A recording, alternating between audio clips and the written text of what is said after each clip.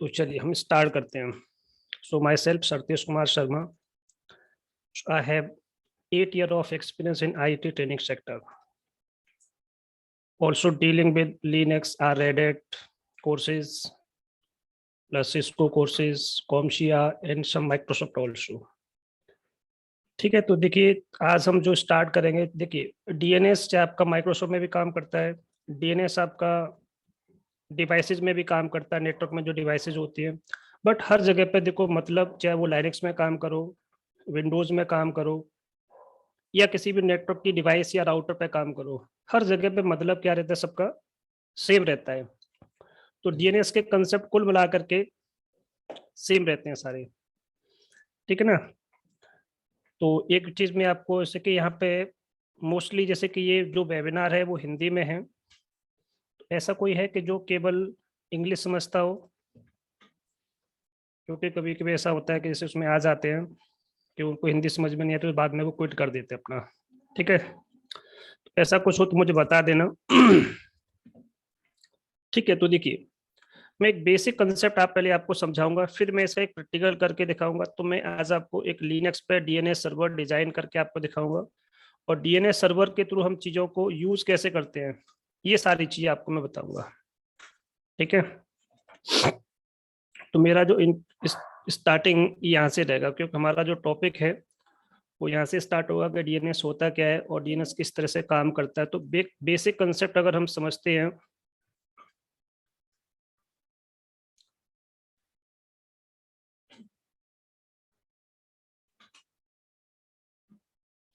ठीक है, एक बेसिक अंडरस्टैंडिंग पहले मैं आपका क्लियर कर देता हूँ। डीएनएस का मतलब होता है डोमेन नेम सिस्टम। तो किसी भी चीज का जो नेम होता है, चाहे आपका वेबसाइट का नेम हो, चाहे आपके डिवाइस का नेम हो, चाहे आपके कंप्यूटर का नेम हो, हर किसी का अपना एक नेम होता है। नेमिंग सिस्टम हम यूज करते हैं, ठीक है। तो हाँ जी, कोई कुछ पूछना चाहता है तो पहले पूछ लीजिए, उसके बाद में अपना स्टार्ट कर लूंगा। क्या नाम है, उज्जवल करके कुछ ने कुछ हैंड रेज किया था अभी। कुछ पूछना तो नहीं किसी को? हाँ, उज्जवल बालिया, कुछ पूछना चाह रहे थे आप? चल कोई नहीं, हो सकता है कि, चलिए ठीक है। तो जैसा कि मैं आपको बता रहा था कि डीएनएस का मतलब क्या होता है, डोमेन नेम सिस्टम, ये इसकी जस्ट फुल फॉर्म है। इसका बेसिकली काम क्या होता है, किसी भी पर्टिकुलर सर्वर का, क्योंकि हम यहाँ पे एक वर्ड और यूज कर रहे हैं, सर्वर। सर्वर का मतलब एक ऐसा पीसी, एक ऐसा सिस्टम हम यहाँ पे डिजाइन करेंगे जो एज अ नेम रेजोल्यूशन काम करेगा।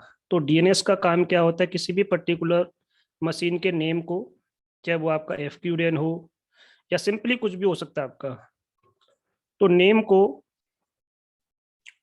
आईपी में कन्वर्ट करता है। नेम टू आईपी कन्वर्जन के लिए से हम क्या करते हैं, यूज करते हैं। तो जब भी आप डीएनएस की बात करोगे, तो डीएनएस को हम एज अ सर्वर डील करते हैं। किसी भी मशीन पर, किसी भी कंप्यूटर पे, किसी भी सिस्टम पे आप एज अ सर्वर आप यूज करना चाहते हो, तो आप क्या डिजाइन करोगे, डीएनएस। विंडो में भी आप डिजाइन करते हो, तो विंडो में भी आपको क्या करना पड़ता है, एक रोल इंस्टॉल करना पड़ता है। उसी तरह से लिनक्स में अगर आपको डिजाइन करोगे, तो डीएनएस का कोई ना कोई आपको क्या करना पड़ेगा, एक पैकेज डालना पड़ेगा। तो किसी भी चीज के लिए आपको एक पैकेज, या विंडो की लैंग्वेज में से बोलते हैं हम, रोल इंस्टॉल करना पड़ेगा। अगर जैसे कि हम जब एमसीएसए का पूरा कोर्स करते हैं, तो वहाँ पे एक रोल होता है, जस्ट एक प्रोग्राम होता है, वो प्रोग्राम आपको क्या करना पड़ेगा, इंस्टॉल करना पड़ेगा, तभी उस पर्टिकुलर मशीन को हम एज अ डीएनएस सर्वर के रूप में क्या कर सकते हैं, यूज कर सकते हैं। तो डीएनएस का जो काम होता है, नेम को आईपी में कन्वर्ट करने का। अगर मैंने किसी वेबसाइट का एक आईपी लिख दिया, क्या ये उल्टा काम भी होगा, and vice versa. It means कि अगर मैंने आईपी ब्राउजर पे टाइप किया, तो IP2 क्या करेगा, नेम कन्वर्जन भी करेगा ये। तो नेम को आईपी में भी क्या कर सकता है, कन्वर्ट कर सकता है, और आईपी को नेम में भी कन्वर्ट कर सकता है। बट कब करेगा? बाय डिफॉल्ट हर मशीन एज अ क्लाइंट तो काम करती है, बट सर्वर बनाने के लिए आपको क्या करना पड़ेगा? सर्वर का एक पैकेज इंस्टॉल करना पड़ता है। तो लिनक्स में हमें क्या करना पड़ेगा? चाहे आप उबंटू यूज करो, सेंटोस यूज करो, फेडोरा यूज करो, काली यूज करो, तो पर्टिकुलर पैकेज वर्ड हम यहाँ पे यूज करते हैं। विंडोज की लैंग्वेज में क्या बोलते हैं इस चीज को? हम रोल बोल देते हैं। तो वो पर्टिकुलर रोल आपको क्या करना पड़ेगा? इंस्टॉल करना पड़ेगा, तभी आप उस पर्टिकुलर मशीन को एज अ सर्वर क्या कर सकते हो? यूज कर सकते हो। तो देखिए, अब आगे चल के क्या हो गई, तो चलो पैकेज की बात होगी। हर किसी सर्वर का अपना क्या होता है? अपना एक पोर्ट नंबर होता है। तो अगर हम इसके पोर्ट नंबर की बात करते हैं तो इसका पोर्ट नंबर क्या होता है? 53। ये आपको ऑन करना पड़ेगा। तो कोई भी पर्टिकुलर मशीन जिसमें आप इस पर्टिकुलर सर्वर को डिजाइन कर रहे हो, तो फायरवॉल को भी आपको बताना पड़ता है कि एक्चुअल में आप क्या चीज इसमें इनेबल करना पड़ता है। तो फायरवॉल में भी आपको क्या करना पड़ेगा? डीएनएस की जो सर्विस होती है इनेबल करनी पड़ेगी। ठीक है ना? तो डीएनएस आपको फायरवॉल में अलाउ करना पड़ेगा। तो हम जिस पर्टिकुलर मशीन पर एक डीएनएस सर्वर डिजाइन करना चाह रहे हैं, अब रही बात कि अभी तक हम डीएनएस की बात कर रहे थे, तो डीएनएस के भी अपने कुछ ना कुछ टाइप होंगे। तो अगर मैं डीएनएस की बात करता हूं, तो टाइप्स होते हैं इसके भी अपने कुछ। क्या टाइप होते हैं?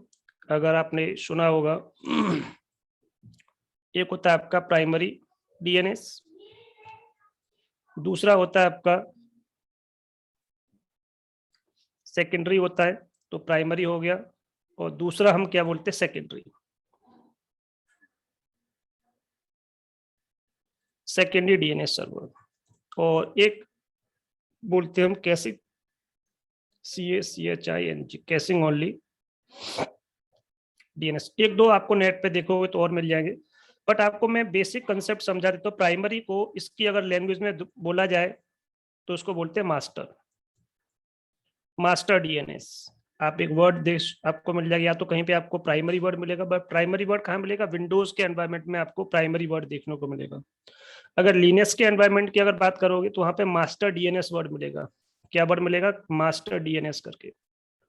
तो कोई भी मशीन में, हर कंपनी में क्या होता है? अपना एक डीएनएस होता है लोकल। उन्हें अपना लोकल एक डीएनएस मेंटेन करना पड़ता है। उसी तरह से अगर प्राइमरी किसी कंडीशन में करप्ट हो गया तो फिर क्या करोगे आप? आपको एक सेकेंडरी डीएनएस सर्वर भी बनाना पड़ेगा, जिसे इसकी लैंग्वेज में क्या बोलते हैं? स्लेव। और विंडोज की लैंग्वेज में क्या बोलते हैं? सेकेंडरी डीएनएस बोल देते हैं। उसके बाद आपका कैशिंग ओनली डीएनएस होते हैं, जैसे कि अगर आपने एक आईपी सुना हो, 8.8.8.8, ये क्या है? गूगल का क्या डीएनएस है? कैसा डीएनएस है? पब्लिक डीएनएस है, बट है क्या? एक कैशिंग ओनली डीएनएस सर्वर है। तो आज मैं आपको जो एग्जांपल मैं दूंगा वो क्या देने वाला हूँ? Caching only DNS server design कैसे करें, क्योंकि इसको बनाने बहुत टाइम लगता है प्राइमरी वाले को। तो कभी मैं कोई वेबिनार रखूंगा तो उसमें मैं प्राइमरी और सेकेंडरी की बात करूंगा। अभी जस्ट एक इंट्रोडक्शन आपको मैंने बताया कि प्राइमरी और सेकेंडरी क्या होता है, क्योंकि प्राइमरी सेकेंडरी में 2 घंटे की वेबिनार एक अलग से रखूंगा इसकी प्राइस, जिसमें केवल मैं प्राइमरी की बात करूंगा तो केवल मैं सेकेंडरी की बात करूंगा। अगली जो मेरी वेबिनार होगी उसमें मैं यही टॉपिक को फिर करूंगा स्टार्ट। ये पार्ट 2 में सब रखूंगा। तो फिलहाल अभी इसमें स्टार्टिंग करने के लिए मैं केवल कैशिंग ओनली डीएनएस लूंगा, और अब की जो वेबिनार होगी उसमें मैं इस पर्टिकुलर टॉपिक को रखूंगा। इसमें मैं स्टार्टिंग से लेकर के एंड तक हर तरह की जो क्वेरीज होगी 2 घंटे में आपकी रिजॉल्व करूंगा, क्योंकि आज 1 घंटे में केवल इतना ही टॉपिक हो पाएगा। इसलिए मैंने इसको 2 पार्ट में रखा है इस पर्टिकुलर टॉपिक को। एक आज रहेगा हमारा, एक नेक्स्ट, जिसको नेक्स्ट में जैसे कुछ समझना है, क्योंकि एक्चुअल में चीजें अलग होती है। हमारा एक कोर्स होता है आरएससी, उसमें भी इन्होंने इसको नहीं रखा, केवल केवल उन्होंने किसको रखा? आरएससी का जो कोर्स होता है, अगर आप लोगों को पता हो, रेड का कोर्स होता है आरएससी, केवल उन्होंने कैशिंग ओनली को रखा है, वहां पर भी उन्होंने इसको नहीं रखा। वो इन्होंने एलडेप के अंदर डाल दिया। एक सर्वर होता है आपका वहां पे क्रिएट करने के लिए, जस्ट एक्टिव डायरेक्टरी का एनवायरनमेंट क्रिएट करने के लिए वहां पे रखा है इस चीज को। तो इसकी मैं पूरी थ्योरी से लेकर के प्रैक्टिकल पूरा समझाऊंगा मैं आपको इसमें। ठीक है? हाँ जी समित जी, देखो मैंने केवल अभी इतना बताया इसमें। देखिए मैं आपका बता देता हूँ, मैंने जस्ट स्टार्ट यहाँ से किया। देखिए डोमेन नेम सिस्टम डीएनएस होता क्या है? तो डीएनएस जस्ट क्या है, एक सर्वर है। सर्वर का काम क्या होता है, किसी भी सर्विस को देना। अब ये क्या सर्विस देता है हमें?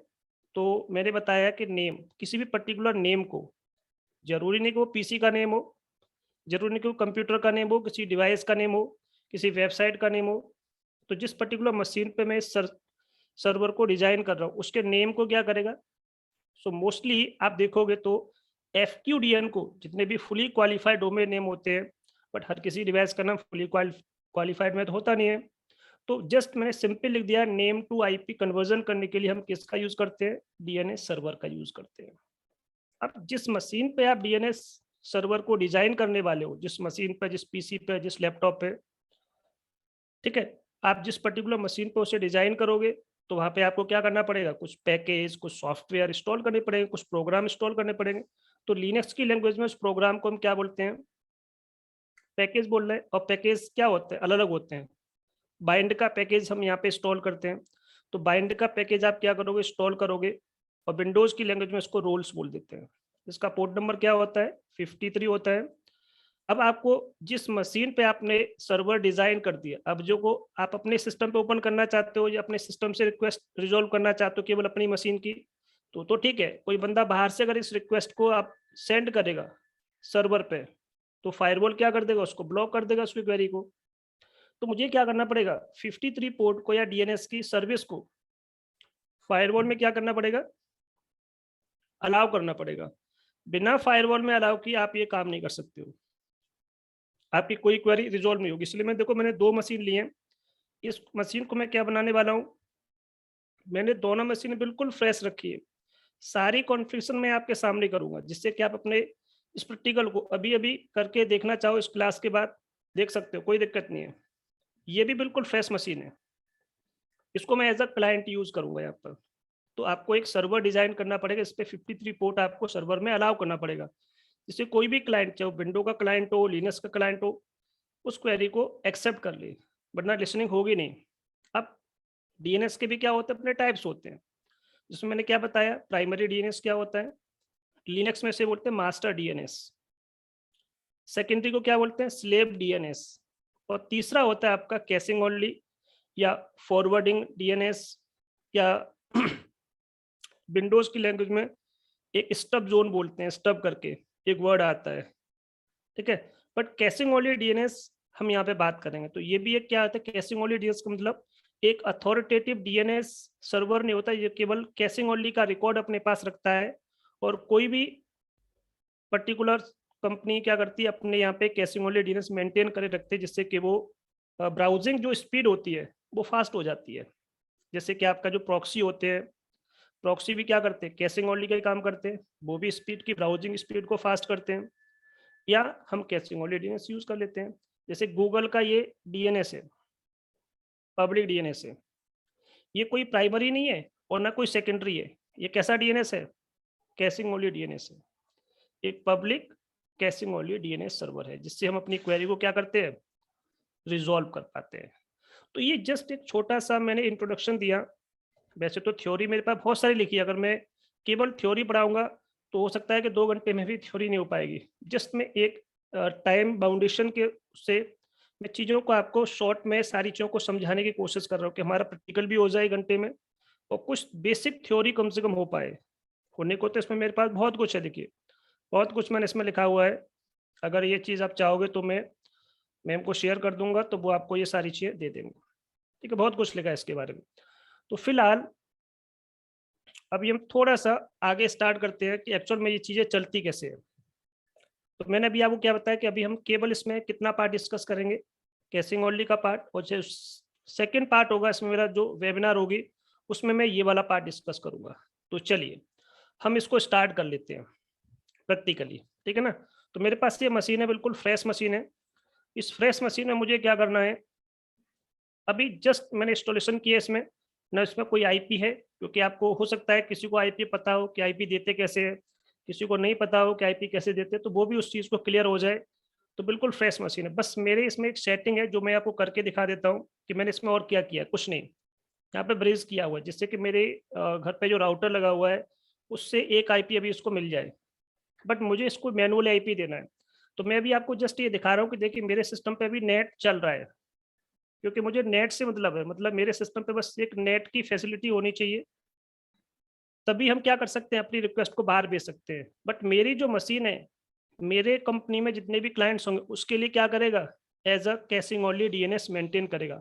वो अपने सिस्टम पे नेट चलाएगा, बट डीएनएस किसका यूज करेगा, मेरा अपना कंपनी का डीएनएस यूज करेगा। वो किसी बाहर वाले का डीएनएस यूज नहीं करेगा, वो गूगल का डीएनएस यूज नहीं करेगा। तो हम अपने सिस्टम पर क्या बना सकते हैं, एज अ डीएनएस बना सकते हैं।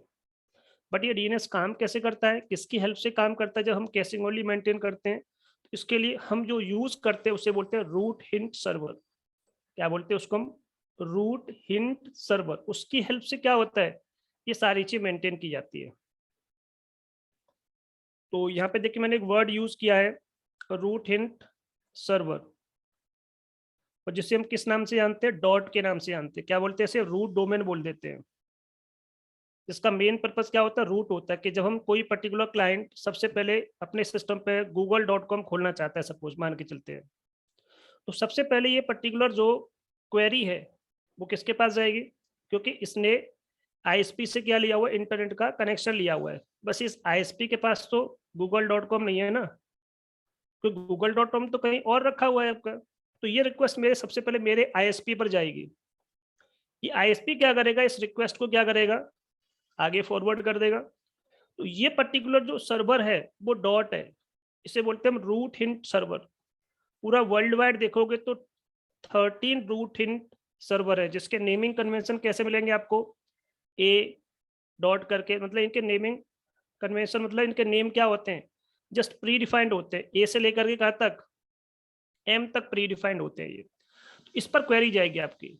फिर ये क्या करेगा, अगर मैं डॉट कॉम के बारे में सर्च करना चाहता हूँ तो सबसे पहले रिक्वेस्ट ये कहाँ पे सेंड करेगा, कि वो कहेगा भाई मेरे पास पूरा रिक्वेस्ट तो नहीं है। इसके पास क्या होते हैं, जितने भी जैसे डॉट कॉम होते हैं, डॉट ईडी होते हैं, तो ये क्या करेगा, इस रिक्वेस्ट को इस पर्टिकुलर टॉप लेवल डोमेन पे भेज देगा। किसके पास भेज देगा, इसने केवल किसका आईपी बताया है, केवल डॉट, केवल कॉम का आईपी है इसके पास। तो ये इस रिक्वेस्ट को कहाँ भेजेगा, कॉम के पास भेजेगा। फिर कॉम कहेगा भी मेरे पास जो रिक्वेस्ट है वो गूगल की है, तो फिर ये क्या बताएगा, google.com का आईपी बता देगा। फिर ये रिक्वेस्ट लास्ट में जाके आपके यहाँ पर फाइनल रिक्वेस्ट यहाँ तक आएगी। तो इस तरह से पूरा का पूरा ये हिरार्की डीएनएस का पूरा स्ट्रक्चर काम करता है। तो उसी तरह से फिलहाल मैं अभी ये वाला कंसेप्ट डिस्कस नहीं कर रहा हूँ, मैंने कहा कि इसके लिए मैं दूसरे पार्ट में आपका मैं सारी चीज बताऊंगा। अभी मैं केवल इतने पार्ट को डिस्कस कर रहा हूँ कि हम अपना कैशिंग ओनली डीएनएस कैसे कॉन्फ़िगर करते हैं। इसलिए इसकी थ्योरी को मैं अगली बार डिस्कस करूंगा। हो सकता है कि मैं 2 घंटे से अगर ज़्यादा भी लग जाएगा उसमें टाइम तो लगाऊंगा, कोई दिक्कत नहीं है। बट ये पूरा मैं कंसेप्ट आपका क्लियर कर दूंगा, ये मेरा आपसे वो चीज़ है। तो केवल मैं इस कंसेप्ट को भी यहाँ तक, यहाँ से यहाँ तक की जो रिक्वेस्ट आपकी जा रही है, इस कैशिंग वाले डीएनएस को डिजाइन कैसे करते हैं, तो ये रिक्वेस्ट फिर कहाँ जाएगी, यहाँ पे। तो मैं अभी आपको ये चीज़ क्रिएट करना बता रहा हूँ, ये बीच वाला पार्ट। फिर आगे चल के मैं एक प्राइमरी बना के दिखाऊंगा आपको, एक सेकेंडरी। हो सकता है कि मैं 3 पार्ट बना पाऊँ, क्योंकि प्राइमरी भी अपने आप में बहुत होता है, फिर उसके बाद सेकेंडरी तो बिल्कुल छोटा होता है, बट ये दोनों एक पार्ट में आ जाए, कोई दिक्कत नहीं है। ठीक है, तो किसी ने कुछ पूछा है क्या?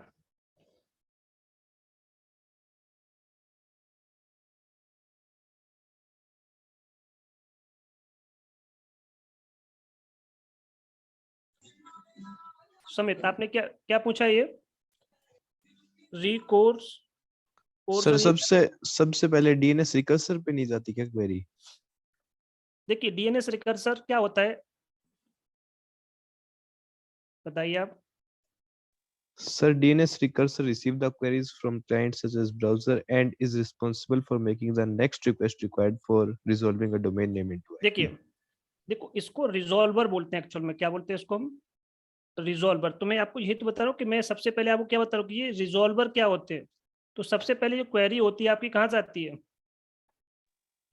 आपका जो सबसे पहले तो ये क्या करता है, खुद के कैशिंग ओनली, जैसे इसका खुद का रिकॉर्ड होगा, कैशिंग ओनली रिकॉर्ड, पहले क्वेरी वहीं जाएगी आपकी।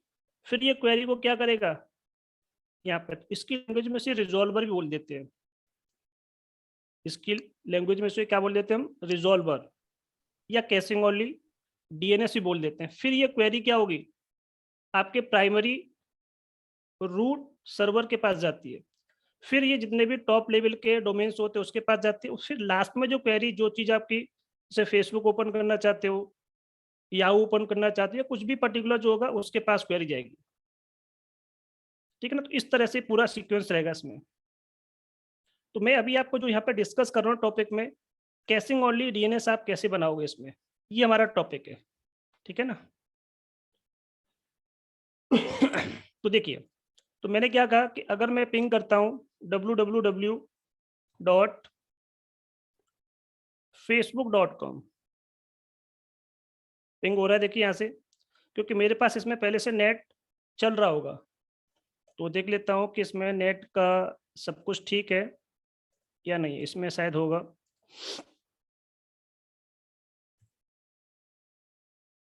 मैं इसको सेव कर देता हूँ यहाँ से।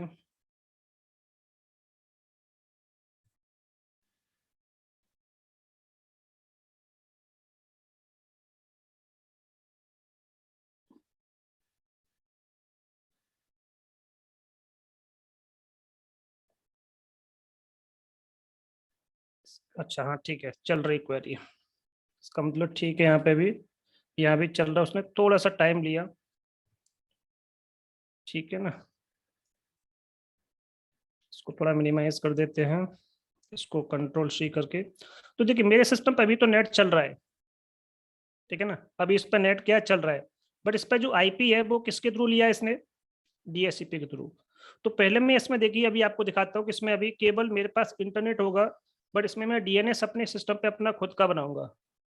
तो आज का हमारा जो टॉपिक है वो क्या है कि हम अपने सिस्टम पर कैशिंग ओनली डीएनएस कैसे कॉन्फ़िगर करेंगे, ये हमारा टॉपिक है।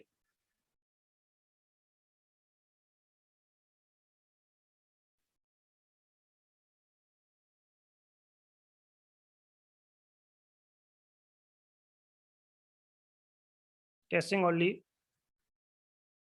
DNS server. ठीक है, ये हमारा मेन मोटिव है। तो इससे पहले देखिए हमें क्या करना पड़ेगा, अपने सिस्टम पर आईपी देना पड़ेगा। आईपी से पहले क्या करना पड़ेगा, तो शायद मैंने इसमें कहीं लिखा होगा, ये 2-3 पॉइंट्स हैं। ये है देखो यहाँ पे, सिस्टम में सबसे पहले क्या चाहिए, मुझे एक आईपी चाहिए, और आईपी कैसा चाहिए, स्टैटिक, डीएचसीपी से नहीं, क्योंकि अभी मेरे सिस्टम पे डीएचसीपी से आईपी है। उसके अकॉर्डिंग उसका क्या होगा, सबनेट मास्क होगा। उसके बाद आप अपने मशीन का आईपी, जैसे आपके सपोज करो कि आपने यहाँ पे अपनी मशीन को एक आईपी दिया 192.168.0 डॉट मान के चलते 122 दे दिया। जैसे मेरे यहाँ पे जो रेंज है वो क्या रेंज है, 0 की रेंज है जो मेरे आईएसपी ने मुझे दी है।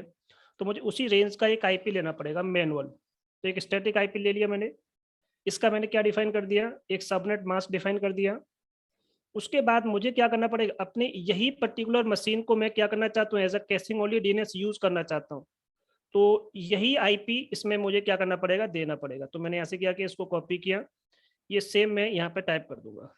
एज अ डीएनएस आपका यही machine as a DNS server काम करेगी, बट कैसे काम करेगी, just only caching only, caching server बोल देते हैं इसको हम।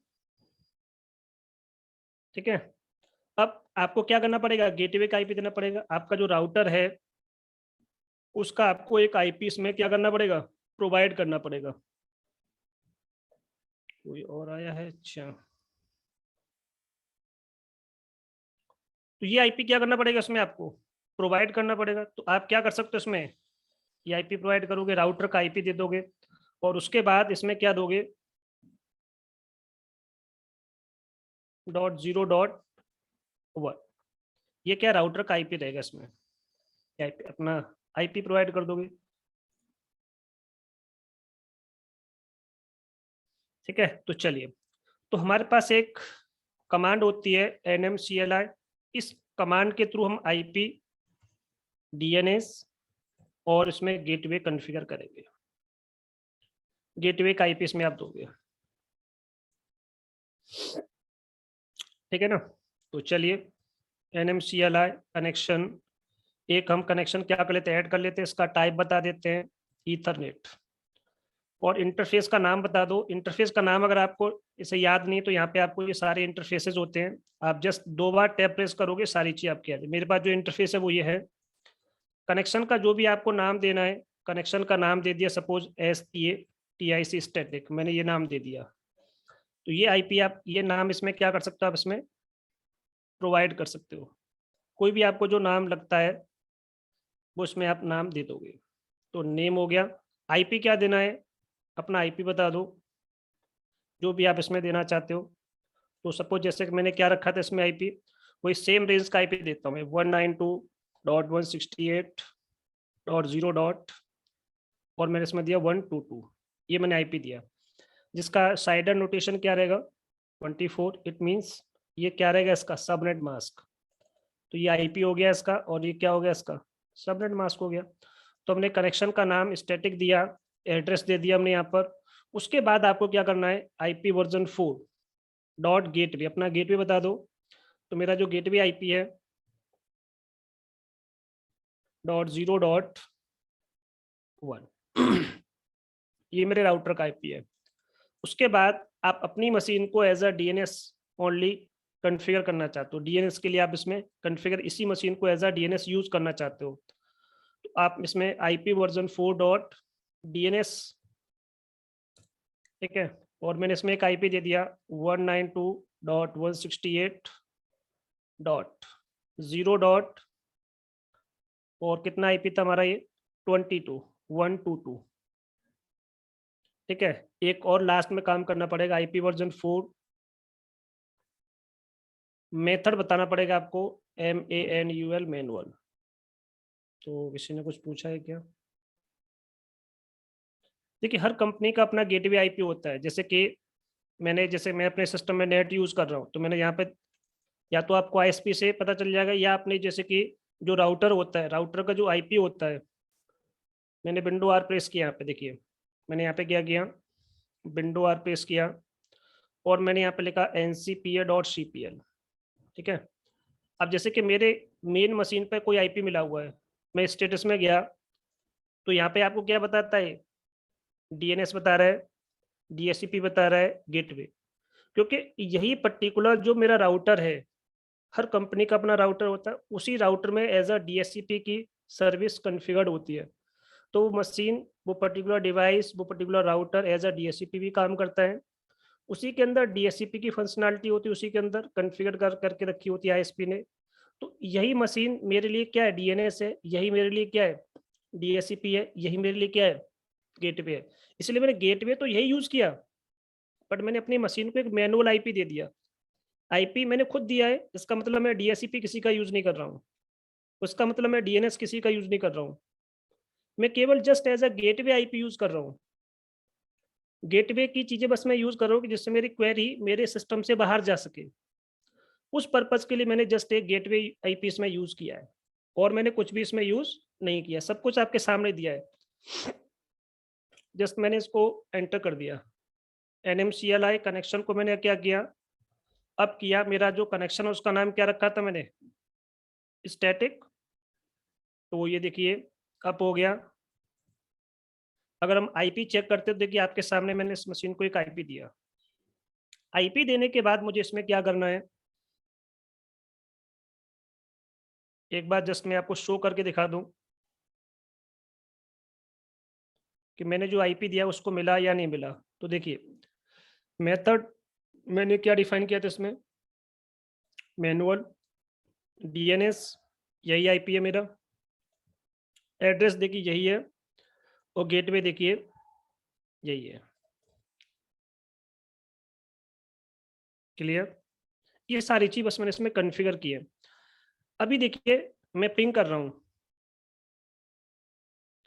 8.8.8.8, तो क्या मेरी क्वेरी बाहर जा रही है? बिल्कुल जा रही है। इसका मतलब मेरे गेटवे तक कनेक्टिविटी है, तो गेटवे ने इस क्वेरी को आगे भेज दिया अपने व्याप पर। बट अगर मैं यहाँ पे क्या करता हूँ, एक छोटा सा काम करता हूँ, मैंने यहाँ पे लिखा www.facebook.com, ये मैंने लिखा, मान के चलते हैं, ठीक है। तो क्या क्वेरी मेरी अभी बाहर जा रही है? नहीं गई। मैंने गेटवे तो यूज किया, क्योंकि डीएनएस का काम ही क्या होता है, मैं आपको सिंपली बस इतना समझाने की कोशिश कर रहा हूँ कि अभी मेरे सिस्टम पे डीएनएस नहीं है, मेरे सिस्टम पे गेटवे का आईपी है, मेरा अपना खुद का एक आईपी भी है, सबनेट मास्क भी है, बट मेरे पास अभी क्या नहीं है, कोई सर्वर नहीं है जो मेरे नेम को आईपी में या आईपी को नेम में कन्वर्ट कर पाए। तो मेरे पास कोई नेमिंग की सर्विस नहीं है जो इस पर्टिकुलर नेम को, जब हम ब्राउजर पे क्या करते हैं, कोई facebook.com yahoo.com टाइप करते हैं, कभी कभी क्या होता है देखते हो कि आईएसपी साइट से अगर उसका डीएनएस काम नहीं कर रहा है तो क्वेरी आपकी रिजॉल्व नहीं होती है। तो आपका उसमें आता है कि भाई डीएनएस या तो काम नहीं कर सकता या कुछ और रीजन हो सकता है। तो वहाँ तक मेरे कभी कभी हमारे गेटवे तक तो कनेक्टिविटी होती है, बट उनका कैशिंग और डीएनएस कभी कभी काम नहीं करता है। कभी कभी ऐसी कंडीशन आती है तो भी हमारी क्वेरी रिजॉल्व नहीं होती है। तो हम किसी और का भी डीएनएस यूज कर सकते हैं, मैं गूगल का यूज कर सकता हूँ। अगर हमारे आईएसपी का डीएनएस काम नहीं कर रहा है तो हम क्या कर सकते हैं, किसी का भी पब्लिक डीएनएस यूज कर सकते हैं। तो मैं अपने सिस्टम पे कोई पब्लिक डीएनएस नहीं बना रहा हूँ, मैं अपनी मशीन को एज अ कैशिंग ओनली, जिससे कि मेरे लोकल में जितने भी क्लाइंट्स हैं, मेरी कंपनी के जितने भी क्लाइंट्स हैं, वो इस पर्टिकुलर रिक्वेस्ट को पहले मेरे डीएनएस पे भेजेंगे, और वहाँ से, क्योंकि लैंड टू लैंड बात होगी, तो उसकी क्वेरी जल्दी से क्या होगी, रिज़ॉल्व हो जाएगी, और उनका कैशिंग ओनली रिकॉर्ड मेरी इस मशीन पे बनता रहेगा।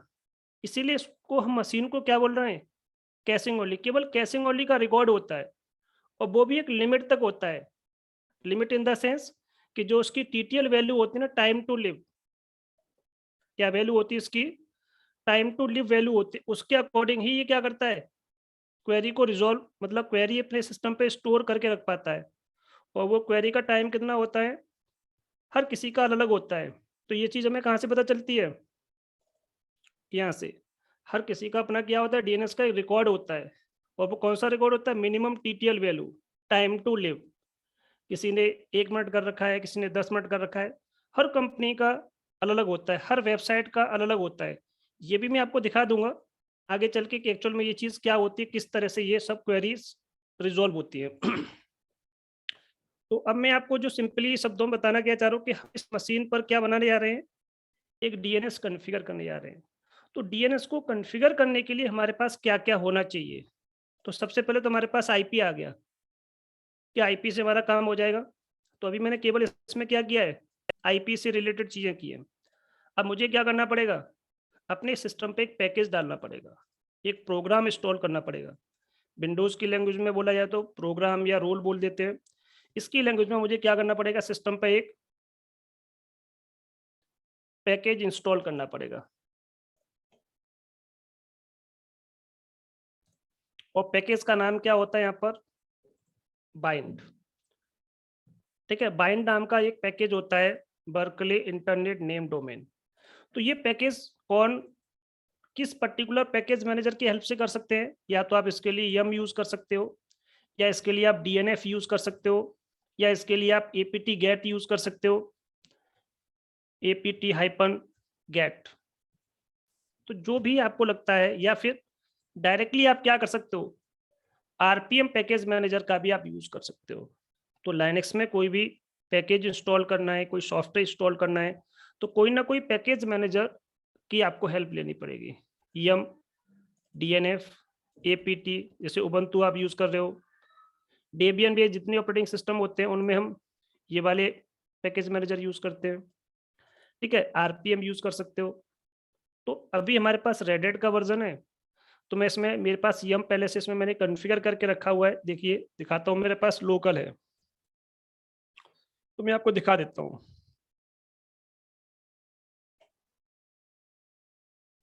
शायद इसमें नहीं होगा क्योंकि मैंने बिल्कुल फ्रेश मशीन इंस्टॉल किया, नहीं इसमें होगा नहीं पैकेज। तो मैं क्या करूँगा, मेरे पास डीवीडी है, मेरे पास क्या है, डीवीडी। मैं डायरेक्टली इस डीवीडी से क्या कर लूँगा, बाइंड का पैकेज इंस्टॉल कर लूँगा। और नहीं होगा तो फिर इसमें मैं आपको यम की रिपॉजिटरी कैसे बनाते हैं, ये भी मैं अभी आपको 2 मिनट में काम, 2 मिनट का काम है, दिखा भी दूँगा कि इसमें एक्चुअल में कैसे बनेगा इसमें। ठीक है? तो पहले हम चलते हैं इसमें, डीएफ कमांड से आप देखोगे इस लोकेशन में जाइए आप, सीडी करिए, इस लोकेशन में चलते हैं, और यहाँ पे देखिए 2 पर्टिकुलर फ़ोल्डर्स होते हैं आपके पास, एक एपस्ट्रीम करके, एक बेस ओएस करके। तो आपको कहाँ पर जाना है, एपस्ट्रीम पर जाना है।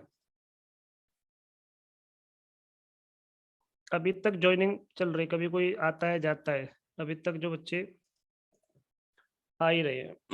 चलिए कोई दिक्कत नहीं है। मैं एफ स्ट्रीम के अंदर आ गया, ये कैपिटल में इसमें।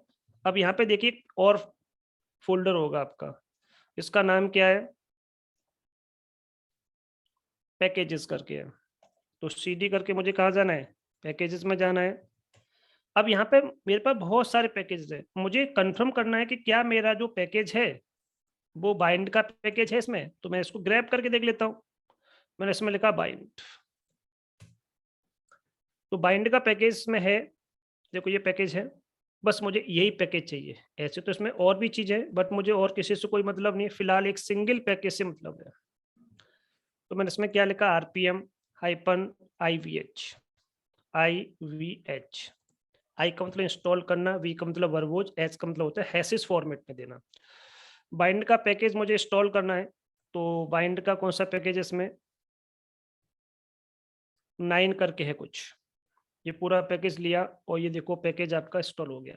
बट बता रहा है कि इसकी कुछ डिपेंडेंसीज भी है। तो मैंने बताया था कि ये सारी डिपेंडेंसीज को ऑटोमेटिकली रिजॉल्व नहीं कर पाता है, तो मुझे क्या करना पड़ेगा, इसकी डिपेंडेंसीज को रिजॉल्व करना पड़ेगा। तो क्या करना पड़ेगा, इसके लिए मुझे इसमें रेपो क्रिएट करनी पड़ेगी। रेपो में कुछ 10-15 लाइन, मतलब 5-6 लाइन्स होती है, जो उसमें क्या करनी पड़ेगी, मुझे ऐड करनी पड़ेंगी। तो मेरे पास पहले से लिखा हुआ है, मैं उसको जस्ट कॉपी पेस्ट कर दूंगा, आप देख लेना अपना जिस तरह से बनाते हैं। ठीक है, फिर भी कोई दिक्कत हो तो मेरी जो अगली वेबिनार होगी तो वहां पे आप मुझसे पूछ सकते हो कभी भी। ठीक है, तो मैं आपको दिखा देता हूँ।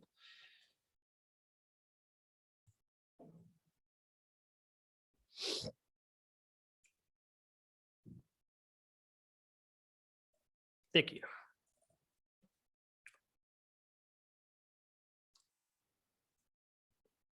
etc.em.repos.d, ये रेपोजिटरी में ये 10 लाइन लिखनी पड़ती है, 5 लाइन ऊपर है। मेरे पास 2 रेपोजिटरी है, एक बेस ओएस करके, एक एपस्ट्रीम करके।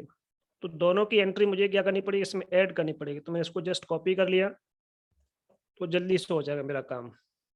तो इस मशीन को मुझे बनाना है, तो cd/etc em.repos.d में चलते हैं, इस लोकेशन में आना पड़ेगा। यहाँ पे एक रेपोजिटरी मतलब रेपो नाम की फाइल बनानी पड़ती है, कोई भी नाम दे सकते हो आप इसमें। सपोज मैंने इसका नाम दे दिया, बट हाँ नाम कुछ भी दो, एक्सटेंशन रेपो होना चाहिए, रेपोजिटरी। आई प्रेस करोगे और मैंने शिफ्ट करके अच्छा ठीक है, अब इसको सेव कर दो। सेव मैंने कर दिया इसको। बट अभी देखिए डीएफ करो, ये आपकी जो डीबीडी है इसका ये माउंट पॉइंट कहाँ पे है आपका, यहाँ पे। मैंने अभी जो पाथ दिया है इसमें इसका, उसमें माउंट पॉइंट मैंने क्या डिफाइन कर रखा है, देखिए दिखाता हूँ मैं आपको। ये आपको ध्यान रखना पड़ेगा कि आपकी जो डीबीडी है वो कहाँ रखी है, RHL8 DBD नाम का एक फोल्डर बनाना पड़ेगा आपको। तो MKDR करके मैंने क्या किया, ये फोल्डर बना दिया, और ये फोल्डर मुझे कहाँ बनाना है, स्लैश लोकेशन में बनाना है। बन गया। जस्ट एक छोटा सा काम करना है, डेब के अंदर SR0/RHL8 DBD। ठीक है, ये बन गया। तो बहुत सिंपल से शब्दों में अगर हम देखें तो ये हमारी डीबीडी है, इसमें से मुझे पैकेज इंस्टॉल करना है, और ये कहाँ पे रखी हुई है, इसका माउंट पॉइंट कहाँ पर है, यहाँ पर। तो रेपोजिटरी का मैंने इसमें पाथ दिया हुआ है, तो मैंने इसमें क्या लिखा, यम इंस्टॉल किया, और कौन सा पैकेज मुझे इंस्टॉल करना है, बाइंड का पैकेज इंस्टॉल करना है, BIND बाइंड। अगर आपको लगता है कोई और भी पैकेज है इससे रिलेटेड, वो भी इंस्टॉल कर दो तो इंस्टॉल कर देगा, बट मुझे फिलहाल उनकी अभी नीड नहीं है। तो मैं जस्ट क्या किया, इसको एंटर कर दिया। अब देखिए ये क्या करेगा ऑटोमेटिकली, अच्छा इसमें पहले से पैकेज इंस्टॉल भी था इसमें, ठीक है चलिए अच्छी बात है, ठीक है जी, चलो फिर तो कोई दिक्कत नहीं है, मैंने उसमें ध्यान नहीं दिया। चेक कर लेता मैं RPM कमांड से। ठीक है, तो ये पहले से इसमें क्या है, पैकेज इंस्टॉल्ड है। तो आपको बस चेक कर लेना है कि ये पैकेज या उससे कोई रिलेटेड डिपेंडेंसी, अगर मैं चेक करता हूँ तो देखो इतनी सारी डिपेंडेंसी है, बट मुझे देखो इनकी जरूरत नहीं है फिलहाल। ना मुझे CH रूट की, ये सब इनकी मुझे किसी की भी नीड नहीं है। जस्ट एक सिंपल वो पैकेज होना चाहिए, ठीक है। तो वो पैकेज मेरे पास पहले से है। टोटल इसमें 26 पैकेज है। अगर मैं इंस्टॉल करूंगा तो सारे इंस्टॉल हो जाएंगे, बट मुझे फिलहाल उनकी नीड नहीं, इसलिए मैं जस्ट एंटर कर देता हूँ। इतना करने के बाद आपको क्या करना है, पैकेज आपका इंस्टॉल हो जाएगा। तो देखो स्टेप बाय स्टेप मैंने यहाँ पे लिखा हुआ है सारी चीजें कि आप पहला काम क्या करोगे, ये पर्टिकुलर पैकेज आप इंस्टॉल कर दोगे। इसके बाद पैकेज का नाम तो क्या होता है, बाइंड, और बाइंड करके यूटिल्स। तो देखो अगर इसने मुझे जो मैसेज दिया है, इसमें क्या लिखा हुआ है, जब मैंने इसमें लिखा तो इसमें लिखा हुआ कि ये पैकेज आपका इंस्टॉल्ड है। अगर मैं बाइंड करके हाइपन यूटिल्स करता हूँ, ये भी पैकेज पहले से इंस्टॉल्ड होता है, लिखा हुआ है आपका यूटिल्स करके, ये पैकेज भी ऑलरेडी इंस्टॉल्ड है। ये यूटिल्स कमांड किसके लिए होती है, जैसे कि आप अपने सिस्टम पे डिक कमांड यूज करते हो, ns लुकअप कमांड यूज करते हो, तो उनके लिए हमारे पास ये पर्टिकुलर पैकेज होता है। तभी आपके सिस्टम पे ns लुकअप, डिक कमांड, ये सारी कमांड काम करती हैं। होस्ट कमांड, होस्ट भी इसी के लिए है, ठीक है जी। तो इतना काम किया हमने, उसके बाद सर्विस को चेक कर लेते हैं इसमें हम। तो मैंने यहाँ पे क्या किया, system CTL status named dot service.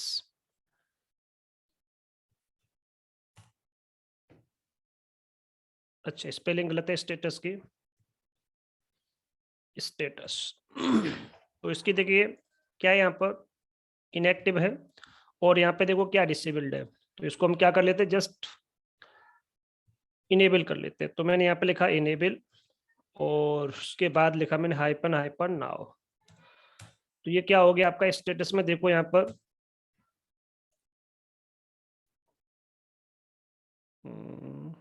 ठीक है, प्रॉपर काम हो रहा है। देखिए यहाँ पे इनेबल्ड भी है और ये रनिंग में भी आ गया, ठीक है। अब मुझे इसमें क्या करना पड़ेगा, इसकी कॉन्फ़िगरेशन फाइल में जाना पड़ेगा।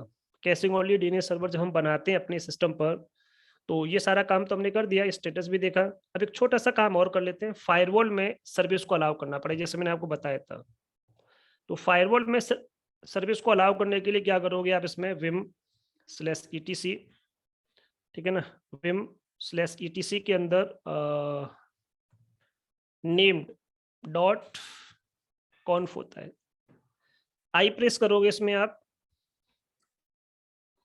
अभी खुद के मशीन, तो यहाँ पे अपना एक आईपी बता दोगे, तो हमारे सिस्टम का खुद का जो आईपी है, कंट्रोल शिफ्ट टी करके मैंने देखा कि मेरा आईपी क्या है, आईपी स्पेस ए दिया मैंने यहाँ पर। तो ये मेरा खुद का आईपी, यहाँ से इसको कॉपी कर लो और इधर आ जाओ, जस्ट शिफ्ट करके मैं इंसर्ट करता हूँ तो इसके अंदर पेस्ट हो जाएगा। इस मशीन पर मुझे क्या करना है, डीएनएस की चीज़ों को कन्फिगर करना है। अगर देखो मैं यहाँ पे देखता हूँ एक सिंपल सी चीज़, देखो यहाँ पर मैंने यहाँ पे कमांड इस टाइप की नेट स्टेट करके -TUNLP, मैंने कहा कि भाई मुझे ये बताओ कि क्या मेरे सिस्टम पर लोकली मेरे डीएनएस की सर्विस रिकॉग्नाइज हो रही है, किस आईपी पर हो रही है वो सर्विस आपकी रिकॉग्नाइज। तो मैंने -W किया और यहाँ पे लिखा मैंने 53 पोर्ट नंबर, क्योंकि सर्विस कहाँ रिकॉग्नाइज होती है। तो अभी सर्विस केवल मेरे लोकल होस्ट पे तो चल रही है, क्योंकि बाय डिफॉल्ट इसमें क्या अलाउ होता है, लोकल होस्ट अलाउ होता है। इसलिए यहाँ पे आपको क्या दिखा रहा है, ये चीज़ दिखा रहा है। ये अलग चीज़ है, जैसे कि मेरा जो VMware है उसका अपना डीएनएस भी है, तो उसका दिखा रहा है। लोकल होस्ट का जैसे कि जो आईपी होता है, आईपी वर्जन 4 का लोकल होस्ट का जो आईपी होता है 127.0.0.1 होता है, और आईपी वर्जन 6 का जो लोकल होस्ट होता है उसका जो आईपी होता है वो कोलन कोलन करके 6। तो ये आईपी वर्जन 6 है, ये आईपी वर्जन 4 है। तो ये टीसीपी पोर्ट के लिए हो गया, क्योंकि कोई भी पर्टिकुलर सर्विस ट्रांसपोर्ट लेयर पे 2 पर्टिकुलर पोर्ट पे काम करती है। या तो कोई सर्विस टीसीपी के थ्रू रिकॉग्नाइज होती है और कोई सर्विस यूडीपी। कुछ सर्विसेज टीसीपी और यूडीपी दोनों पे काम करती है। दोनों का मतलब क्या होता है, कुछ रिक्वेस्ट के लिए वो टीसीपी यूज करता है, कुछ रिक्वेस्ट के लिए वो यूडीपी यूज करता है। मोस्टली टीसीपी जो डीएनएस की सर्विस होती है चीजों को यूज करने के लिए यूडीपी, इसलिए तुम्हारी ब्राउजिंग स्पीड क्या होती है, फास्ट होती है। ये स्लोअर होता है, ये फास्टर होता है, बट इसके अंदर एक्नॉलेजमेंट रिलायबिलिटी होती है, इसके अंदर कोई रिलायबिलिटी नहीं होती। इसलिए अलग अलग, जैसे एचटीटीपी होता है वो अपनी रिक्वेस्ट को इसके थ्रू सेंड करता है, एफटीपी होता है वो भी इसको यूज करता है, जैसे DHCP है, DNS है, ये सब UDP यूज करते हैं। तो ये सर्विस मेरी यहाँ पे चल रही है, बट मुझे तो अपना खुद का क्या करना है, बताना है कि भाई ये IP है इसका, इस IP पे पर्टिकुलर सर्विस आपकी चलनी चाहिए। फिर इसमें कॉलम लगाओगे। अभी अलाउ क्वेरी, क्वेरी आपको कौन सेंड करता है, आप अपने आप को ही क्वेरी कर सकते हो, कोई बाहर का बंदा आपको क्वेरी नहीं कर सकता। तो आपको नेटवर्क की रेंज देनी पड़ेगी, या आप क्या कर सकते हो, अगर आप नेटवर्क की रेंज नहीं देना चाहते हो तो क्या करना पड़ेगा आपको, यहाँ पर एनी लिखना पड़ेगा। आप चाहो तो यहाँ पे भी कोई IP नहीं देना चाहते हो तो एनी कर सकते हो। सब पे कोई भी पर्टिकुलर सिस्टम पे कोई IP कभी आपने चेंज कर दिया तो कभी भी अपना IP चेंज करो, कोई दिक्कत नहीं, एनी लिख दो, उसी पर्टिकुलर IP पे आपका लिसनिंग स्टार्ट हो जाएगी। और यहाँ पर भी कोई भी बंदा इस पर्टिकुलर सिस्टम को क्या कर सकता है, क्वेरी कर सकता है, तो सबकी क्वेरी को रिजॉल्व करेगा अगर मैंने एनी लिख दिया तो। बट मुझे पता है कि मेरी रेंज फिक्स है तो मैं उसी रेंज को लिख सकता हूँ उसमें।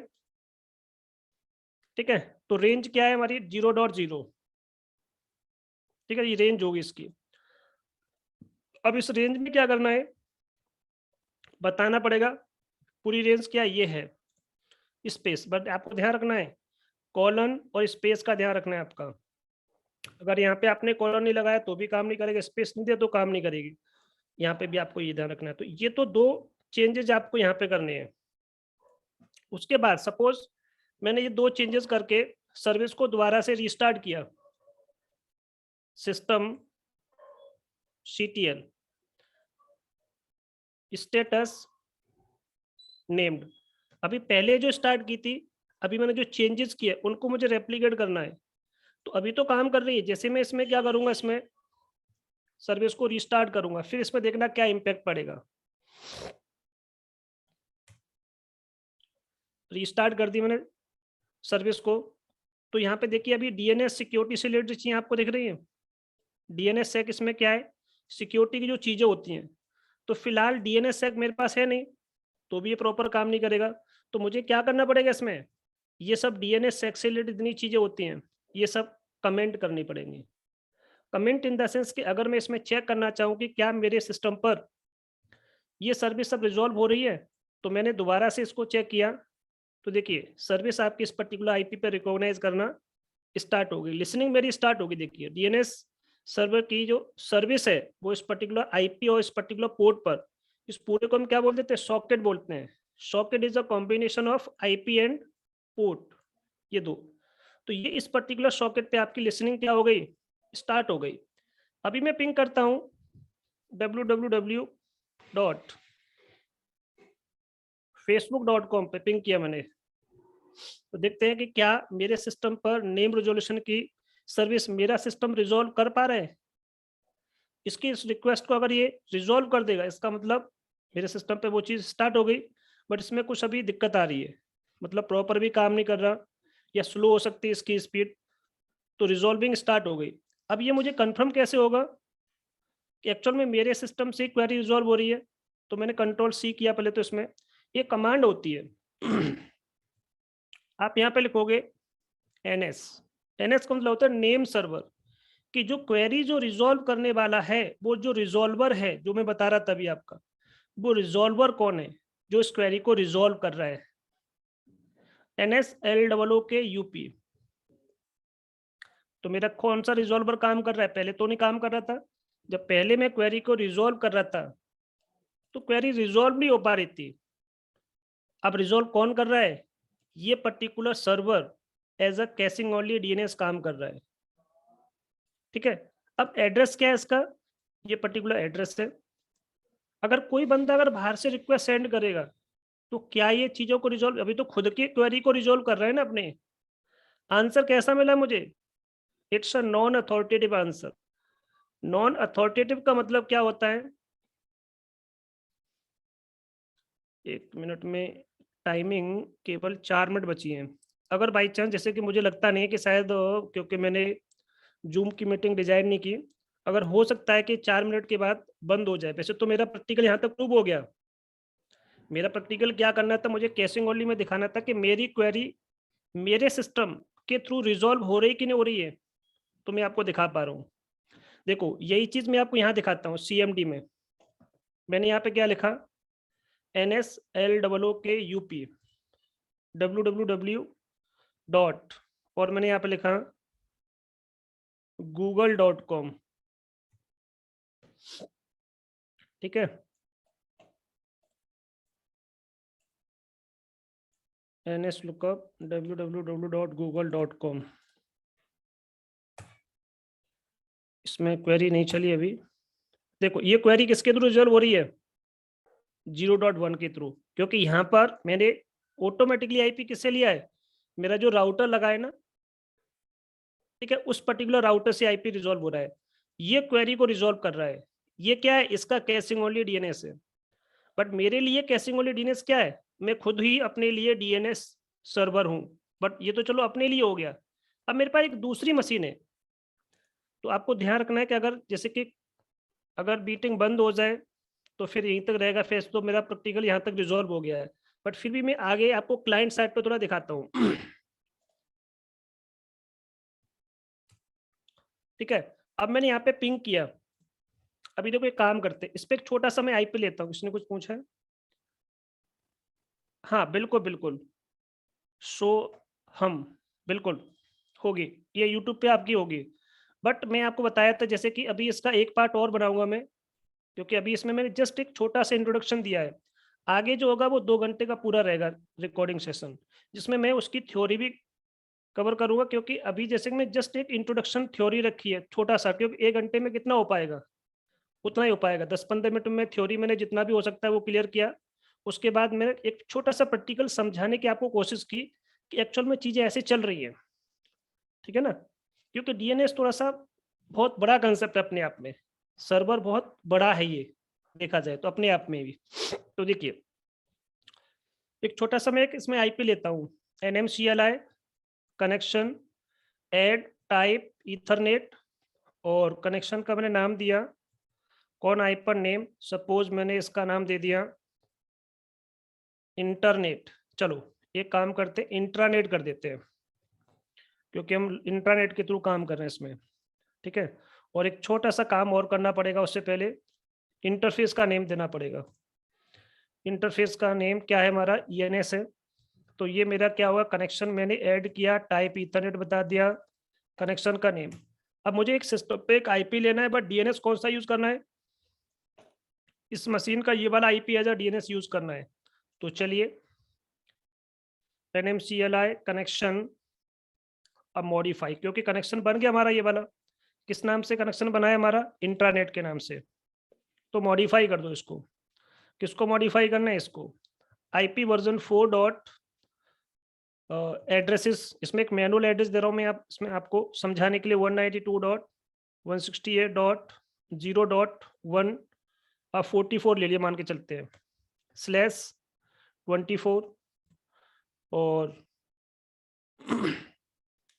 IP वर्जन 4 डॉट गेटवे बता दो इसमें, तो 192.168.0 डॉट, मैं चाहूँ तो गेटवे 1 ये वाला आईपी भी रख सकता हूँ एज अ डीएनएस। मेरे लिए यही क्या होगा, सब कुछ काम करेगा as a DNS as a gateway. पहले रिक्वेस्ट मेरी यहाँ पे जाएगी, बट फिलहाल मैं गेटवे सेम यूज कर लेता हूँ, कोई दिक्कत नहीं है, क्योंकि गेटवे से मुझे कोई मतलब नहीं, क्योंकि गेटवे तो गेटवे तक काम करेगा। उसके बाद क्वेरी किसके पास जानी चाहिए, डीएनएस के पास जानी चाहिए।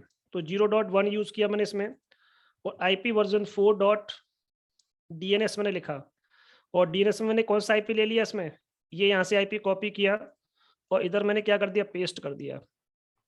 अब मैंने यहाँ पे लिखा IP वर्जन 4 डॉट मेथड बता दिया, मेथड क्या है, MANUAL मैनुअल। ये ध्यान रखना है, अगर आपने सारी चीज़ें लिख दी और ये नहीं लिखा तो सब कुछ बेकार है, क्योंकि बाय डिफ़ॉल्ट इसमें लिनक्स में बाय डिफ़ॉल्ट ऑटो अलाउ होता है, वो DHCP से ट्राई करता है। तो मैंने करेक्शन को मॉडिफाई किया, इंट्रानेट दिया कनेक्शन का नाम, एड्रेस मैंने ये दे दिया, गेटवे मैंने ये बता दिया। अब मैं अपने कंपनी का जो DNS है, कैशिंग ओनली DNS, उसको यूज़ कर रहा हूँ मैं यहाँ पर। मेथड मैंने ये बता दिया। अगर मुझे लगता है कि मुझे कनेक्शन कैसे करना है, ऑटो कनेक्ट यस करना है, तो मैं यहाँ पे यस कर सकता हूँ, एंटर। NMCLI कनेक्शन को अप कर लो, और कौन सा है हमारा, इंट्रानेट के नाम से है, इंट्रानेट के नाम से हो गया। अब IP स्पेस A करके देखो, क्लियर है, कोई दिक्कत नहीं है। एक छोटा सा काम और करना है इसमें, शो करके देखो कि एक्चुअल में जो चीजें आपने दी है वो मिली है कि नहीं मिली है। तो मैंने यहाँ पर नीचे देखा, देखिए मेरे सिस्टम का IP क्या है, ये गेटवे यहाँ तक रिक्वेस्ट जाएगी। अगर गेटवे तक रिक्वेस्ट जा रही है, DNS काम नहीं कर रहा, तो भी आपकी क्वेरी रिजॉल्व नहीं होगी, ध्यान रखना, जैसा कि मैंने आपको पहले दिखाया था। अब मेरा जो DNS है, मेरा जो रिजॉल्वर है, वो कौन है रिजॉल्वर, ये है जो मेरी क्वेरी को रिजॉल्व करेगा। ये अब हम देखते हैं कि ये रिजॉल्वर एज अ रिजॉल्वर काम करता है कि नहीं करता। क्यू प्रेस करते हैं तो ये मशीन एज अ मेरा क्लाइंट काम करेगा। अब मैंने यहाँ पे पिंग किया www.google.com लिखा मैंने इसमें, ठीक है। अब देखते हैं क्वेरी रिजॉल्व होती है कि नहीं होती है। तो कुछ बता रहा है कि भाई अभी आपका नेम की सर्विस काम नहीं कर रही है। तो देखो क्वेरी रिजॉल्व नहीं हो पा रही। चलो मैंने कहा कोई दिक्कत नहीं है, क्योंकि अभी मैंने वहाँ पे देखो फायरवॉल के अंदर अलाउ नहीं किया, कोई बंदा बाहर से रिक्वेस्ट सेंड कर रहा है, क्या रिक्वेस्ट एक्सेप्ट हो रही है, नहीं। तो मेरा खुद के सिस्टम की रिक्वेस्ट तो एक्सेप्ट हो रही है, बट कोई बाहर से बंदा क्लाइंट रिक्वेस्ट कर रहा है, कोई भी रिक्वेस्ट एक्सेप्टेबल नहीं हो रही है। मैंने यहाँ पे एक कमांड और टाइप की NSLOOKUP। अब देखते हैं अब ये मुझसे क्या कहता है। मैंने दोनों कमांड को चेक किया, तभी इसमें नेम की सर्विस काम नहीं कर रही है। ऐसा नहीं कि बिना नेम सर्विस के आपके सिस्टम पे ब्राउजिंग नहीं होगी, नेम रेजोल्यूशन की सर्विस काम करनी चाहिए। तो अभी मैंने जस्ट एक छोटा सा यही कंसेप्ट डिस्कस किया, what is the role of DNS, what is the functionality of DNS, just resolve your name to IP and IP to name। तो एक ऐसी सर्विस है जो मेरा नेम का रिजोल्यूशन कर रहा है, इसीलिए हम बोलते हैं DNS को एक as a mapping, as a resolver, as a mapper हम यूज करते हैं। इंटरनेट पर अलग अलग वर्ड मिलेंगे, as a resolver, as a mapper, कई सारे वर्ड मिल सकते हैं, ठीक है। तो गेटवे तक रिक्वेस्ट जा रही है, बट गेटवे DNS पर रिक्वेस्ट सेंड कर रहा है, तो मेरा मशीन एज अ DNS काम तो कर रहा है, बट क्वेरी फायरवॉल क्या कर रहा है, उसको ब्रेक कर दे रहा है। क्योंकि फायरवॉल में मैंने क्या किया, DNS अभी अलाउ नहीं किया, केवल एक ही चीज है, सब कुछ काम कर रहा है देखो मेरे यहाँ पे।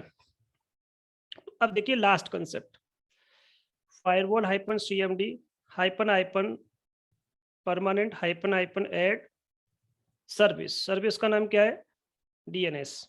ऐड कर दो बस इसको।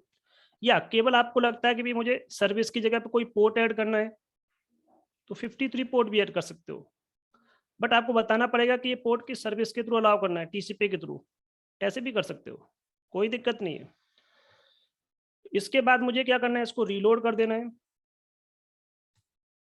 रीलोड करके बस चेक कर लेना है, हाइपन लिस्ट ऑल। मेरा पोर्ट, अभी मुझे इसको हटा भी देता तो कोई दिक्कत नहीं, मेरा DNS अलाउ हो चुका है। बाय डिफॉल्ट लिनक्स में SSH की सर्विस के अलावा कुछ भी अलाउ नहीं होता। कॉकपिट बाय डिफॉल्ट इसमें होता है तो अलाउ होता है इसमें, और DHCP वर्जन 6, तो ये चीज़ें बाय डिफॉल्ट इसमें अलाउड हैं। पहले केवल SSH आता था, अब जब से RHEL 8 आ गया है तो कॉकपिट उन्होंने इनबिल्ट कर दिया है। कॉकपिट एक जस्ट एक वेब कंसोल होता है, इसलिए उसको अलाउ कर रखा है।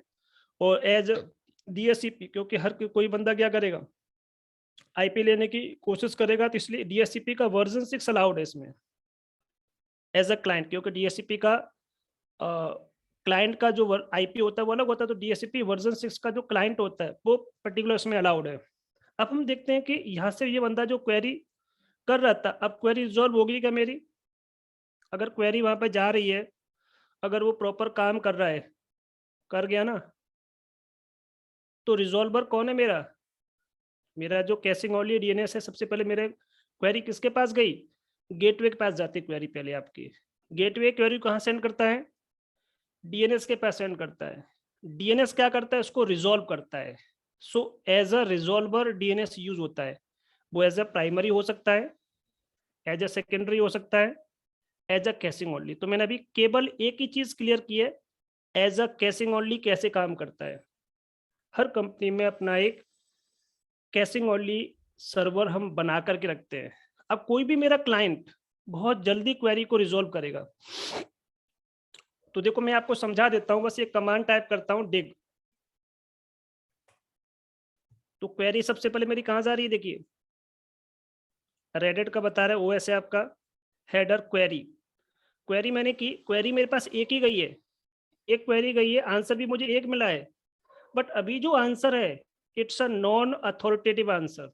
आंसर कैसा मेरे पास, इसका मतलब भी बताऊंगा मैं आपको आगे चल के सेकंड वीडियो में, जब मेरा सेकंड एक और होगा इसमें आगे चल के, उसमें मैं नॉन अथॉरिटेटिव का भी क्लियर करूंगा। पहले कुछ 1 घंटे के अंदर थ्योरी पढ़ाऊंगा केवल, 1 घंटे में पूरा प्रैक्टिकल कराऊंगा मैं आपका, ऐसे रखूंगा मैं, ठीक है ना। तो एक मेरी क्या है इसमें क्वेरी है, एक ही मुझे आंसर मिला है, अथॉरिटेटिव 4 आंसर मिले हैं, कुछ एडिशनल में कुछ 8 है। आपकी क्वेरी में आपने पूछा मुझसे क्या है, क्वेश्चन क्या किया आपने इसमें, तो क्वेश्चन आपने मुझसे किया www.google.com, ये होते हैं वर्ल्ड वाइड कितने 13 रूट हिंट सर्वर। अब मैं आपको जैसे बोल रहा था कि सबसे पहली क्वेरी आपकी कहाँ जाती है मैं आपको ये भी दिखा देता हूँ, vim/etc, और etc के अंदर क्वेरी आपकी कहाँ जाती है, एक बार मैं देख लेता हूँ वो मुझे लोकेशन, हाँ named.root.key के अंदर जाती है। कहाँ जाती है आपकी क्वेरी, named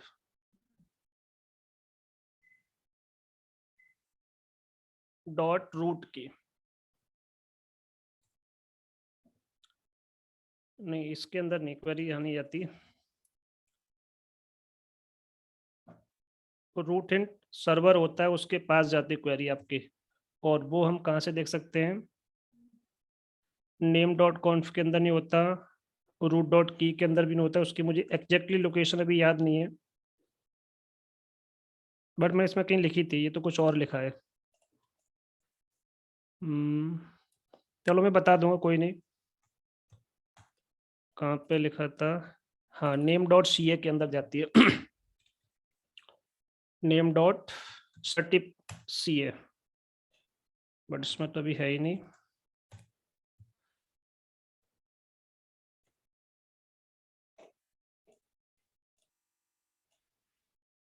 ठीक है, वेर के अंदर नेम्ड के अंदर name.ca, ये होता है लोकेशन इसकी, जहाँ पे सारा रिकॉर्ड रखा होता है। तो सबसे पहले मेरी क्वेरी कहाँ पे गई, इस पर्टिकुलर रूट हिंट सर्वर के पास गई। तो रूट हिंट में से क्या करेगा, इसमें से कोई भी पर्टिकुलर एक आईपी लेगा और वो उसकी रिक्वेस्ट को वहां भेज देगा। तो टोटल ये 13 रूट हिंट सर्वर्स होते हैं, फिक्स होते हैं, ध्यान रखना आपके, और इनके आईपी भी क्या होते हैं, फिक्स होते हैं। तो सबसे पहले क्वेरी हमारी कहाँ गई, इसमें से कोई भी इसने एक आईपी लिया होगा और रिक्वेस्ट को सेंड कर देगा। तो मेरी अभी जो चीजें रिजॉल्व हो रही हैं वो किससे रिजॉल्व हो रही हैं, डॉट रूट हिंट सर्वर की हेल्प से, क्योंकि मेरे पास तो क्या है, मैं रिक्वेस्ट कहीं तो भेजूंगा ना, क्योंकि डीएनएस आपका डिस्ट्रीब्यूटेड फॉर्मेट में काम करता है। तो सबसे पहले ये क्वेरी को क्या करेगा, किसी भी रूट हिंट सर्वर के पास भेज देगा।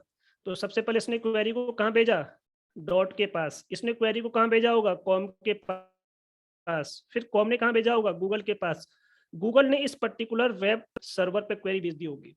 इस तरह से क्वेरी क्या होती है आपकी, रिजॉल्व। तो सबसे पहले क्वेरी यहाँ जाती है, उसके बाद क्वेरी यहाँ जाती है, उसके बाद क्वेरी यहाँ जाती है, उसके बाद क्वेरी यहाँ जाती है, ऐसे इसका प्रोसेस होता है पूरा। जब इसकी आप पूरी थ्योरी पढ़ोगे उसमें आपका सब कुछ लिखा रहता है ऐसे करके कह रहा कि अथॉरिटेटिव सेक्शन क्या है इसका, google.com है। अगर ये क्वेरी में डायरेक्टली गूगल के सर्वर पे भेज दूं तो मुझे आंसर कैसा मिलेगा, अथॉरिटेटिव आंसर मिलेगा। बट मैं कोई कैसिंग और ली हूं, मैं केवल टीटीएल वैल्यू होती है ना, टाइम टू लीव वैल्यू, उतने पर्टिकुलर टाइम तक क्वेरी को अपने पास रख सकता हूं, उससे ज्यादा आप उस क्वेरी को नहीं रख सकता, क्योंकि एक्चुअल में उसका अथॉरिटेटिव सर्वर क्या ये है। अब इसका मतलब क्या है, एक बार थोड़ा देख लो आप इसमें, मैंने यहाँ पे लिखा, देखिए ध्यान से देखना, बस 2-3 मैं आपका बस 8-10 मिनट और लूंगा, क्योंकि अभी देखो चल रही मीटिंग, तो मैं थोड़ा सा और पढ़ा देता हूँ आपको, बता देता हूँ आपको चीजें। NSLOO के यूपी, ठीक है, मैंने यहाँ पे लिखा, और मैंने यहाँ पे लिखा www.google.com।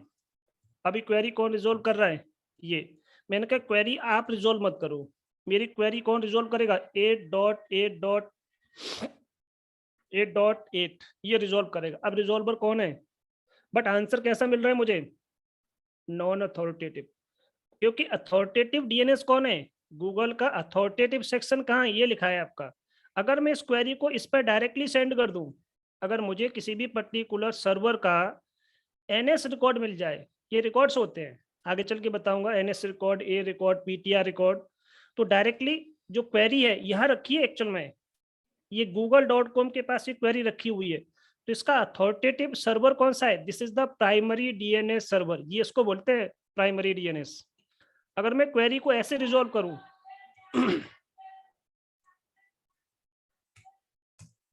अब आंसर कैसा मिल रहा है मुझे? अब यहाँ पे कहीं लिखा है non authoritative answer, it's authoritative person. भाई जिसके पास जो रिकॉर्ड रखा है आप उसी से पूछ रहे हो, तो आंसर कैसा है? ये जो क्वेरी है, आपने पूछा what is the IP of www.google.com, और आपने गूगल के सर्वर से ही पूछ लिया, आपने गूगल के डीएनएस से ही पूछा आपने, तो नॉन अथॉरिटेटिव आंसर नहीं मिलेगा आपको। कैसा आंसर मिलेगा? अथॉरिटेटिव। ये चीजें बस मैं आपको समझाना चाह रहा हूँ। तो जब आप कभी भी इस डीएनएस की थ्योरी को पढ़ोगे, कभी भी पढ़ोगे, आपको एक एक वर्ड का मतलब क्लियर हो जाएगा, आपको मैं बता देता हूँ। ठीक है, तो अभी जस्ट मैंने आपको बस इतना समझाया what is caching only DNS, आप इसे डिजाइन कैसे करते हो और उसका अपना रोल क्या होता है। ठीक है, तो चलिए आज हम इतना ही रखेंगे फिर इसमें। अब किसी की कोई क्वेरी हो इसके बाद तो आप मुझे बताइए। तो देखिए क्लाइंट से मैंने आपको दिखा दिया, मेरे पास कोई विंडो की मशीन नहीं, वरना मैं विंडो की मशीन पे भी आपको इंटरनेट चला के दिखा देता, और जिसमें डीएनएस में किसका यूज करता, इसी पर्टिकुलर मशीन को एज अ डीएनएस यूज करता। ठीक है, ये था आपका concept caching only DNS maintain करने का। तो मैं यहाँ पे रिकॉर्डिंग को स्टॉप कर लेता हूँ, हमारा यहाँ तक प्रैक्टिकल कंप्लीट होता है।